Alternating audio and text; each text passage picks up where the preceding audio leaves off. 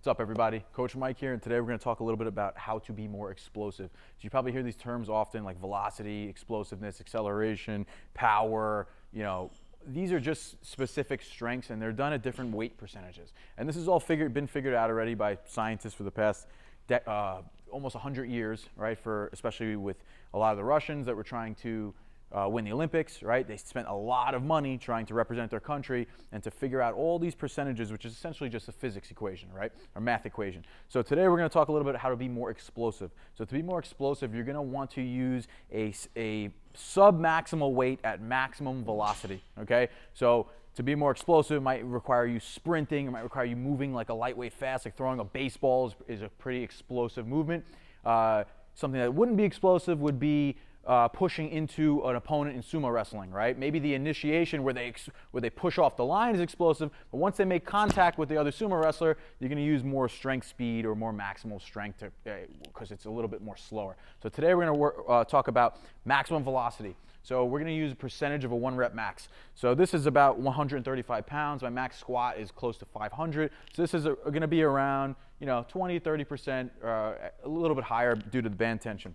So I'm going to show you guys a box squat against bands. We're using bands because when we perform a regular squat and we come up to the top, we're actually slowing down because we're going from movement to no movement. So the bands are going to teach us to almost bypass the Golgi tendon reflex.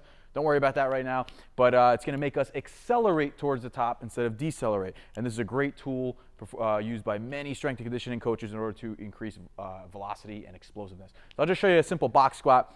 We're going to sit to a box because we're going to kill the stretch reflex. Instead of being loaded like a rubber band with our muscles to stand up, we're going to kill the momentum and work on that rate of force production where we explode off the box. So the box squat's going to increase strength and not hypertrophy, which we'll talk about in a little bit, all right? So I'm just going to get my setup. I'm going to come here.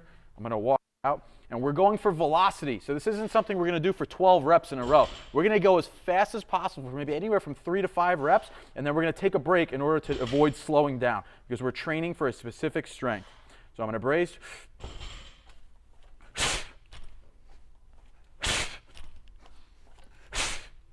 And then re-wrap.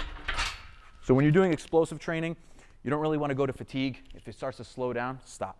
All right, you're better off getting 8 sets of 3 at maximum velocity than starting to slow down. When you slow down, right, I'll show you with a traditional squat. If I start moving slow like this, I'm focusing more on muscle building, which is what's called hypertrophy, which is great for aesthetics and looking good. But it's two different sides of the equation, right? Having muscles and looking great is awesome, but it doesn't really translate to performance that well. You may notice that some people that focus on performance only end up looking really well as well. So depending on the client and their specific needs, we're going to tailor a custom program that blends the two or fills in the gaps on what that person is lacking.